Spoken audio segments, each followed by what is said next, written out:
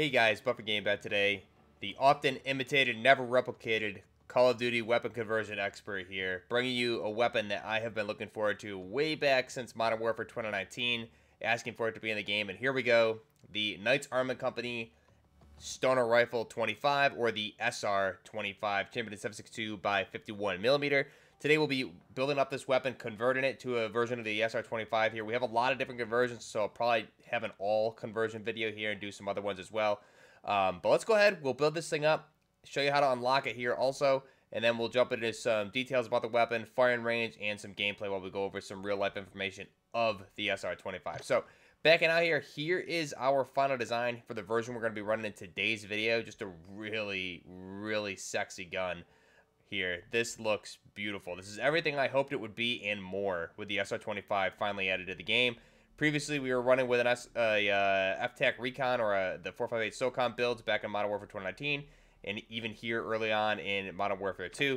So I'm glad we have that. Just so you guys, just to like compare quickly, if we look at what we were running here as the SR-25 previously, essentially was kind of something like this almost, but we were, I had some different attachments. I did a video on this on the channel a while back, so we were kind of running the FTAC Recon as an SR-25 in the past and back on Modern Warfare 2. So now that we have this, thank God. Now, really quick, to unlock this weapon, what do you need to do? You need to get 25 double kills with a marksman rifle. So the best way to do that is really quick. Let me back us out.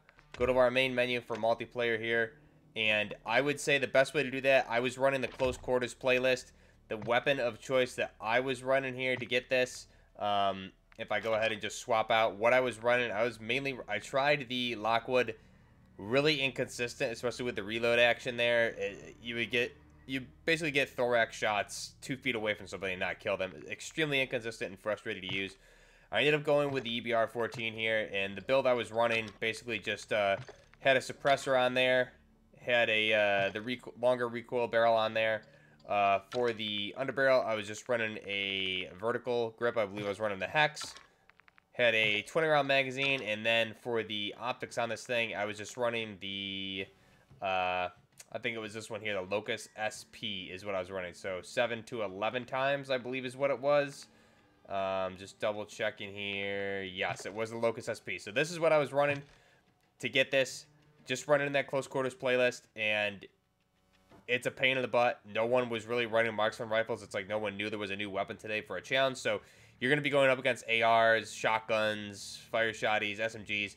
Very, very difficult. I think it's a really dumb challenge, but just accept that you're going to be going negative very badly every single game, and if you grind it out, you'll get it. It doesn't need to be, you can get multiple double shots or double kills in the game, so you don't need to be backing out or anything like that, and then you'll unlock the Tempus Torrent or the SR-25. So, that being said, let's go ahead and back out, go back to our build here.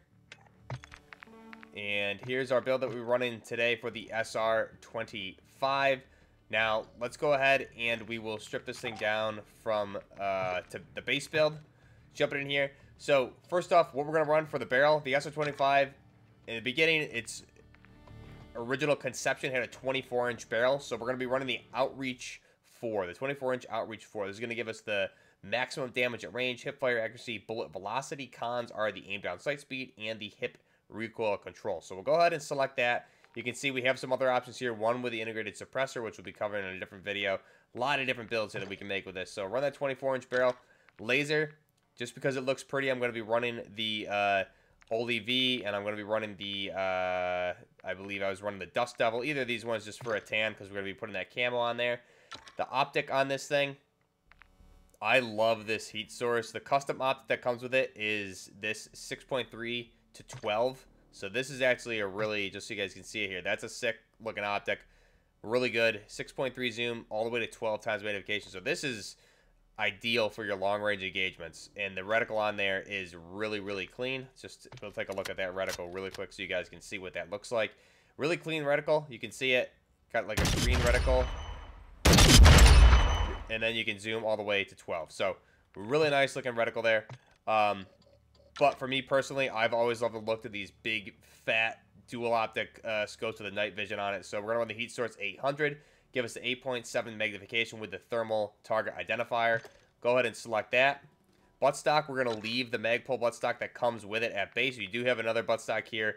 Is a new one to the M4 category, being the PSO Heavy. So that's another buttstock which we'll cover with a different conversion going forward, but good to have that in the game as well. This buttstock here is, I believe, Salt Mod buttstock. Just looking at it here for the first time, really, it looks like a Salt Mod buttstock. It could be another variant of the of a Magpul buttstock, but it looks like a Salt Mod buttstock. Typically, what the SR-25s come with at base. Now for the guard. The guard for this weapon, this is a cool attachment that we don't have with the other marksman rifles, really, at least for the Mark 20 or the EBR-14. So the guard, you have 3 different options here. Some pretty cool conversions if you guys pick up on these. We're going to be running the Turret Tac Guard. This is going to give us the crouch movement speed, aim down sight speed. The cons are the sprint to fire speed. What this is going to do is give us a SR-25, Knights Armament Company SR-25 URX 3.1 handguard on this thing. So this is a new handguard offered by Knights Armament Company, and we'll get more into that as we inspect the weapon. But the URX handguard, as opposed to the base, which is that M-Lock handguard that comes with the SR-25s as well.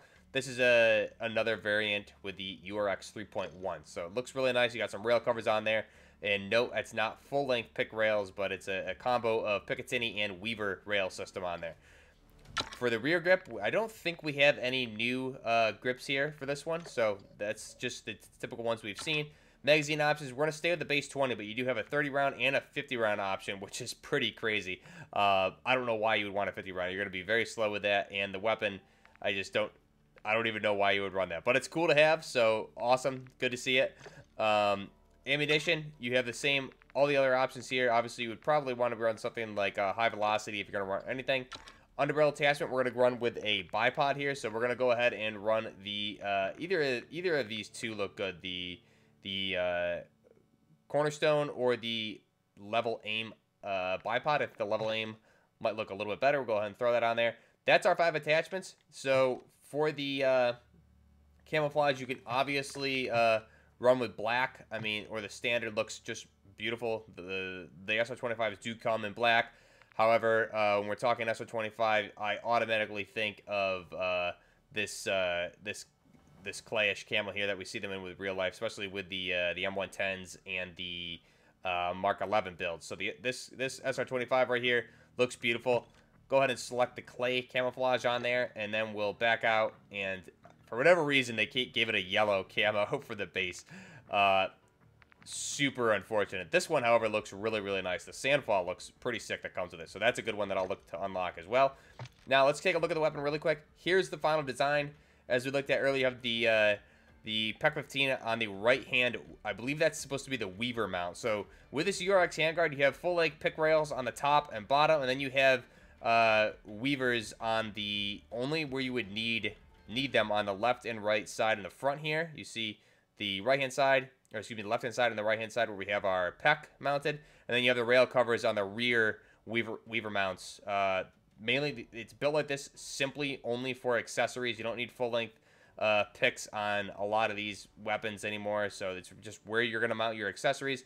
And then in between, the only difference between this version of the game and real life is you would have those, zoom in here, these elongated slots here between the rail cover and that front end Weaver mount, is that these would be QD mounting points in real life, and here they made it more like M-Lock-ish. So those are the only difference. This barrel would also typically be a stippled barrel.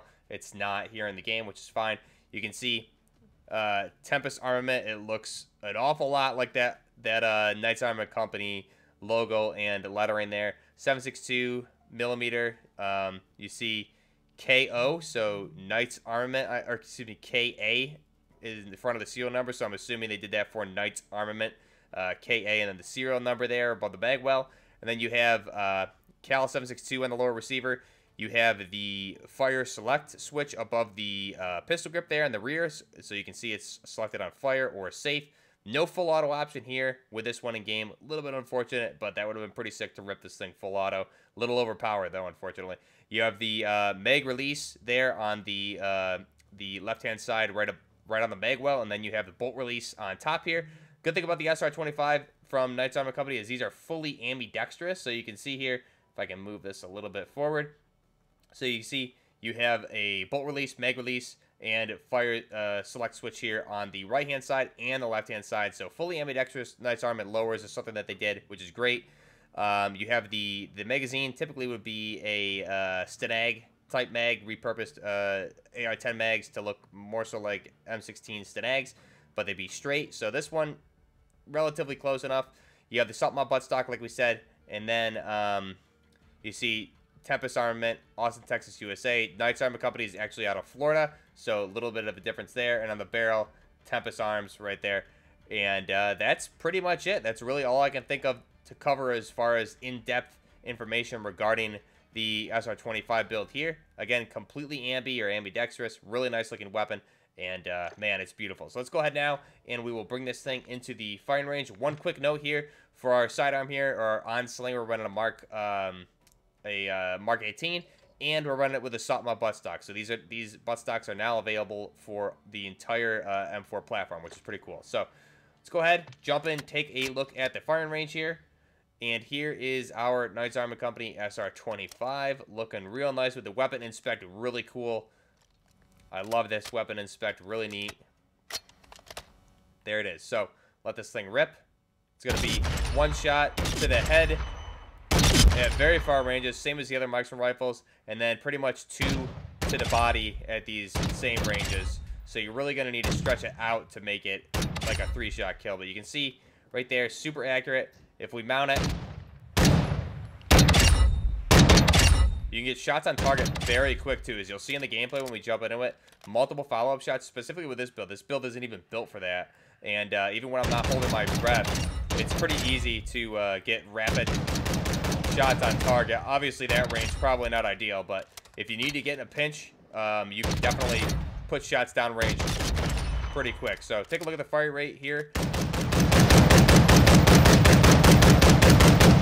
And it sounds amazing. So take a look at the recoil here. Obviously, it's going to depend fully on you. If I just let this thing rip, you can see it's pretty gonna climb a little bit and then it's gonna settle down. And if you give it time to just readjust, pretty accurate.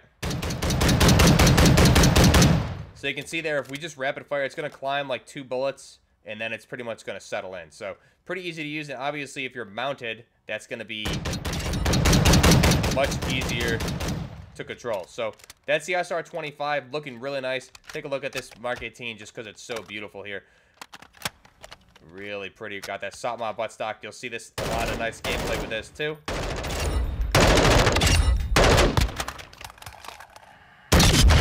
Beautiful. Go ahead and back out. And this is the final look at the SR-25. Great looking weapon. Final design, beautiful. I love the look of this, especially with these thermal/night vision toggles on the front of these scopes. Just looks great. So that being said, jumping into the gameplay here, we're playing it on the Mexican map, the Los Alamos, or whatever this map is called. This map works honestly perfectly for this weapon, and this is the map in that close quarters playlist when I was trying to unlock this that I think I did the best with the double kills. If you'll see me do it here. Even though it's against bots, it's obviously a little bit different, but it works just as well against players. Patrolling that middle lane, you can get a lot of double kills, specifically in matches or modes like headquarters or hardpoint. Worked perfectly. So people run through there. You have about, I would say, a 5-second in between to get those 2 kills for it to be a double kill. And this map is the best for that. So worked out really well. That's how I was able to unlock it. I haven't really been able to level it up yet, but that'll be something I'll probably just do in DMZ to save myself the hassle. But this weapon, really, really nice. Like I said, we do have a lot of conversions for this, so I'll probably be doing an all SR-25 build video along with some other individual ones that I think are going to be really cool. And we'll have a lot of DMZ gameplay with those different builds as well for different videos. So really excited for this weapon. It has been a long time. If you guys have found this channel for a long time, you'll remember the original SR-25 conversion video we did for Modern Warfare 2019, as well as we had a really nice favorite weapons video for the Warzone gameplay, and then I did my, I think it's my second best video on the channel is the best DMR for Warzone gameplay, and that was the video where I dove into a lot of the Modern Warfare 2019 assault rifle conversions and built them into DMRs, such as the M4 with the SOCOM rounds. We utilized the FAL, the SCAR, and the Odin, and this thing was a beast back then with the 458 SOCOM. So to finally have an actual SR-25 here, couldn't be happier. So great weapon. Glad they added it. A little bit of a pain to unlock, I would say, if you don't have the time to grind for that or don't even want to go through the hassle. Wait for there's a store bundle or have a buddy drop it for you in DMZ, or buy the store bundle and then just extract with it in DMZ, and that should unlock it. So jump into some details here about the weapon in real life. The SR-25 is a Stoner rifle developed by Eugene Stoner. He came up with, in the 1950s and 60s, the AR-10, AR-15 platform. The AR-10 was not adopted. Instead, it was set aside for the M14 rifle, which is funny because eventually the AR-10 didn't win over the M14, but eventually the SR-25 or the M110 or the Mark 11 would be brought in over the M14 later on during the wars in Afghanistan and things like that. It was actually replaced by SR-25 rifles, or the Stoner rifle design based on the AR-10 platform. So pretty cool little note there. Again, Eugene Stoner came up with this whole design for the M4 platform, essentially. So the SR-25, like I said, the AR-10 itself kind of went into hibernation after that, and then he was approached by Knight's Company out of Florida, joined up with them, and that's where you have the Knight's Armament Company SR-25 Stoner Rifle 25. So it's been in service since 1990. It is a designated marksman rifle, or in the case of the M110 SASS, it's a semi-automatic sniper system. These are typically deployed into dense combat areas where you have a lot of traffic. So essentially, if you guys have seen the movie, like Chris Kyle, right? I'm blanking on the movie here, even though I just covered it in a video. But those battles in Fallujah and things like that, where you have a lot of enemy combatants in the area, you would typically want a semi-automatic system or a designated marksman rifle over maybe a bolt-action typical sniper rifle, because it allows you to engage multiple targets rapidly. And that's where it has the advantage over the bolt-action sniper rifle. So the SR-25 fills that role of the designated marksman rifle or the SASS semi-automatic sniper system for those high, densely enemy combatant areas like Fallujah, for example. So again, put into service in 1990. It's been in service since, all the way through present. Wars used are Afghanistan, Iraq, Operation Enduring Freedom, and more. The designer, again, Eugene Stoner, out of manufacturing from Knight's Armament Company out of Florida. The variants for this, you have a lot of different variants, even beyond these, but the SR-25 EMR, which is the Enhanced Match Rifle. You have the EMC, the Enhanced Match Carbine. Then you have the M110s, the Mark 11 Mod 0, 1, and 2. So, and you also have a lot of intermediary ones in there also that we'll cover eventually here on this channel. So, for the mass for this rifle, if we're looking at the match rifle, which pretty much we're covering here, it's going to be around 10.75 pounds or 4.88 kilograms. The length of the rifle overall is going to be 44 inches or 1,118 millimeters. Now that, I'm not sure if that length is including the Knight's suppressor that would typically go over that. I don't think it is, but we'll be covering those builds on the channel as well in the future. So the barrel length for the match rifle is going to be 24 inches or 610 millimeters, and the cartridge again is the 7.62 by 51 millimeter NATO round. The action is a gas operated rotating bolt. Rate of fire is semi-automatic, and the feed system is a 10 or a 20 round detachable box magazine. So this thing was eventually adopted, like I said, as the M110 over the M14 or the M21 later on, the M14 being repurposed to a designated marksman rifle, being the M21 or the EBR-14. So the SR-25 was eventually adopted as the M110 and put into service over that. Unfortunately, in 2017, the the Mark 11s, which is another variant of the SR-25, that was in service, was completely replaced by the FN SCAR's Mark 20, which we also have in this game. However, a lot of Mark 11s and M110s and SR-25s are still in service, specifically with Special Forces, etc. The Delta Force are the guys who really pushed for this weapon to be adopted, They worked very closely with Knights. They had a lot of uses for this weapon, for long range, close range, etc., which I can't wait to get into some of those builds here on the channel. But it is a great looking weapon, and it does utilize the URX Picatinny Weaver system for a lot of these, as well as the newer M-locks for the newer variants of the SR-25. But here, with this build, we're running that URX 3.1 Pic Weaver integrated system. Really nice. It does have a free floating barrel with this handguard as well, which is nice. And again, just a really nice weapon. It was put into service and adopted in different areas by the Army, Navy, and Marines, as you see the SR-25, Mark 11, the M110 SASS, etc. So there's a lot of different conversions we'll be doing for this on the channel. I'm really excited to have this thing in the game. A lot of different builds to play with here. Let me know your thoughts down below of the SR-25. What is your favorite build with this weapon so far? Are you having trouble unlocking it? If you are, join up with the Discord down below in the description and meet some people in there. A lot of people, I'm sure, including myself, will be willing to drop this thing in DMZ for you guys, because unlocking it was just a pain, especially, like I said, going up against nobody else, it seemed like, was using marksman rifles. So it was just me with that lever action and then the Mark 14 against assault rifles, SMGs, and fire shotguns. So it was not fun at all. I went very, very negative every single game, but damn it, we got the SR-25, so it was worth it for me. So let me know your thoughts down below. Instagram, Twitter, Discord, Twitch, all those links are down below in the description. Like I said, the Discord, we have a little bit over 500 members at this point, so definitely join up there to find some more folks in the community. Twitter, Instagram, Discord are definitely the best places to get a hold of me. You can go ahead and direct message me there, or just comment down below different builds, conversions, and things like that you want to see with this weapon going forward. Let me know your thoughts down below. This is Buffner Gaming with the Knights Armament Company Stoner Rifle 25, or the SR-25, utilizing that URX 3.1 Pic Weaver handguard. Till next time, this is Buffner Gaming, out.